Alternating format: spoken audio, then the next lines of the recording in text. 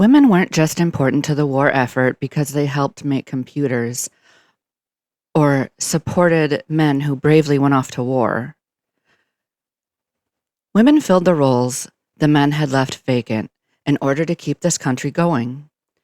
From extremely important roles to seemingly mundane and insignificant, of which really there's no such thing, considering most had to handle a farm and a job now. I recently was spending time with a friend named Esther, who moved to Chippewa Falls in the 1930s. Being 100 years old and of sound mind, I was very curious to hear about what she did during wartime. She took a job at Henneman's Garage on the corner of Willow and Bay Streets. That's the old Wiegans. Her job was to inventory parts. When the men came back, she had to find a new job because the men got their jobs back. I told her I would have been a little annoyed to have to give up the job I'd been doing for years, and I asked if she felt that way, and she said, "Not at all. That's just the way it was." Look at these photos of employees at the Woolen Mill, Presto, and U.S. Rubber. It's mostly women. Women in cities started victory gardens, while women on the farm took up all the work that had to be done to keep the farm functioning. The country was dependent on the food they grew, and they were dependent on the income from selling their crops. A lot of times, women had to hold down the men's jobs and also do the farm work. The ladies were also the backbone of the Red Cross. They helped in any way they could. You have the morale-boosting Gray Ladies bringing recreation to wounded soldiers, the Clubmobile crews that drove 2.5-ton trucks to the front lines, bringing donuts and coffee, the Motor Corps driving wounded soldiers to hospitals, and you have nurses' aides here in our country and abroad. At the Chippewa Area History Center, I found a photo, some Red Cross nursing books, and part of a letter from Margaret Jeffers. Her family donated these items after her passing, and we absolutely treasure these glimpses into the past through her eyes. In Margaret's letters, she says there was such a huge shortage of nurses that many young girls signed up to help. She explained that class to be certified as a nurse's aide was 90 hours. After 40 hours of classwork and 50 hours on the hospital floor, you could be certified. They could do everything nurses did except give out medication. These aides wore light blue jumpers with white blouses and a nurse's cap with the Red Cross emblem. Margaret volunteered for 1,500 hours at the old St. Joe's Hospital. With no car at the time, she would walk to the hospital, work 8 hours, and walk back home. When the nurses came home from the war front, these volunteers were no longer needed.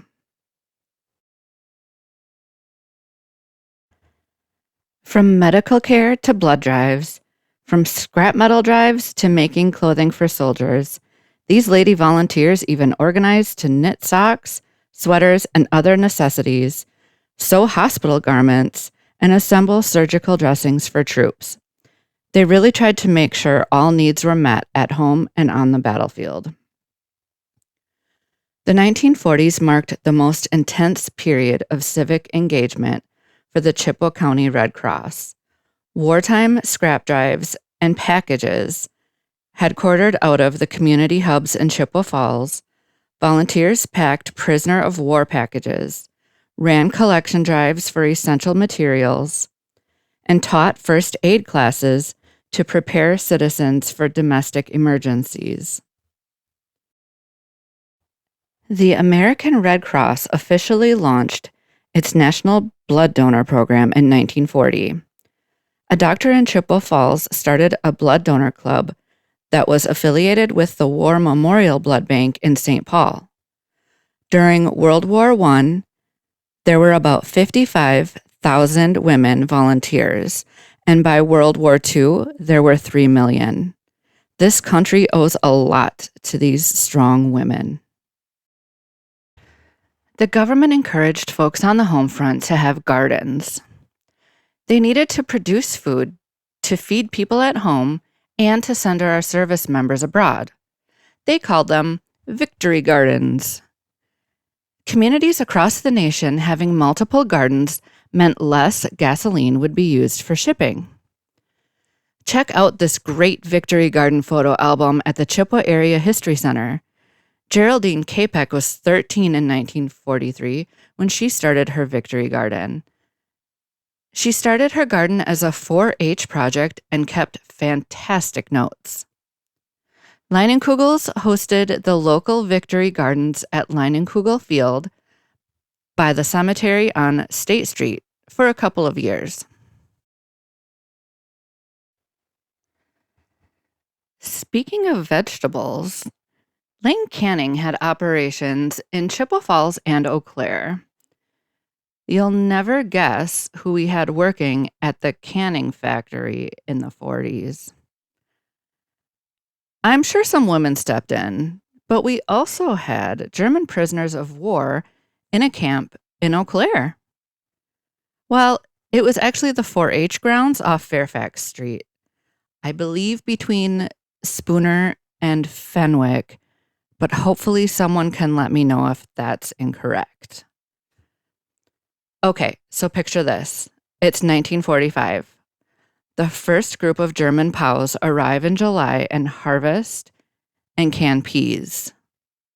That September, a second group comes and does the same thing, but with corn. As a German immigrant, it would have been so weird seeing men from your homeland as an enemy. Honestly, you guys, the POWs were crucial in saving our crops and helping us not go hungry with all of our men gone. They worked at Lang Cannery in Eau Claire doing the canning and in the fields of farmers across the state. They were paid for their work too. In accordance with the 1929 Geneva Convention and Red Cross Accords, they were given 80 cents a day in camp script to buy needed items, plus 10-cent gratuity pay upon release. Wisconsin took in 20,000 POWs, and Eau Claire got 175 of them. In our area, as I said before, they stayed on the 4-H grounds in Eau Claire. The setup was extremely makeshift. There were 2 dorms with bunk beds and a kitchen. The area where they showed 4-H animals was one of the few plumbed areas, so that's where they showered. They threw some barbed wire around the perimeter, put up 2 guard towers, and called it a prisoner of war camp. It is thought that these prisoners of war brought soccer to the area. When they weren't working, they'd cross Fairfax Street to a field and play. The community didn't fear these men. Being of mostly German descent in the area, community members were extremely kind to the men. They'd come watch them play soccer, lining up chairs outside the fence. They became friends. In fact, many stayed in touch after the war and even came back to visit. Some men went home, becoming leaders for democracy after their stay here. A lot of mothers treated the prisoners like sons in hopes that their mothers were being as kind to the American POWs. A bit of irony on the location of the POW camp is that it was just 2 miles away from Schofield Hall at the university, where there were barracks for soldiers training to go off to war. When our soldiers came home, we were still in an economic slump.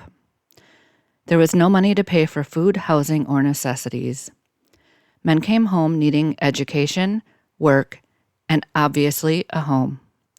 Our government stepped up to take care of its citizens who put their lives on the line and came home with nothing. The GI Bill offered unemployment pay and also paid for college tuition. The government backed low-interest mortgages to help purchase homes. They even helped folks with startup costs for businesses or purchasing farmland. Many communities also had special veterans housing. Eau Claire built a bunch of tiny duplexes that can be found on Runway Avenue, but also had emergency veteran housing in Quonset huts on Birch Street near Festival Foods. In Chippewa, they put Quonset huts near the cemetery where the new columbarium is. They were turned into apartments for veterans and their families. They were small, but some were even furnished, and all were affordable. Many families took advantage of them as a stepping stone while they rebuilt their lives. In fact, from 1947 to 1953, there were 52 families that lived in what was called Vet's Court. These apartments had indoor water. No need to boil water on a stove for hot water or to run out to the outhouse in the middle of the night. The monthly cost of an unfurnished apartment was $24. Furnished was $30. Children had yards to play in. Men were getting jobs at local factories. And while life might not have been easy, it could have been a lot worse. The men and women that lived through the 30s and 40s had seen tough times. This new life was full of hope. The people in the government worked together to make sure our heroes that had seen unspeakable atrocities came home and got educated, good jobs, had homes, and could take care of themselves and their families. This sounds like the American dream.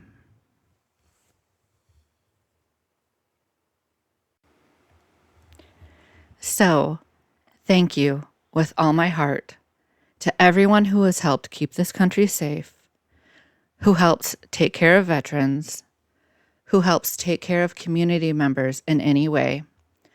I hope this episode shined a light on how amazing the Chippewa Valley is in stepping up when there is a need, great or small. I also hope you enjoyed learning a little bit about what things looked like in the Chippewa Valley during various times of war. I learned so much while doing research for this episode that I couldn't even include it all.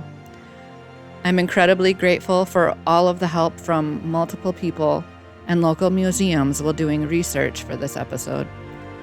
I have so many photos that I wanted to share with you guys. There might have to be a part 2 at some point, even though this isn't exactly paranormal history. It's still our history. So enjoy this mini slideshow of photos from my friend's grandfather, Henry John Betzold, who was stationed in New Guinea. Thanks for joining us on this episode of Haunted History of the Chippewa Valley and Beyond, and we'll see you next time.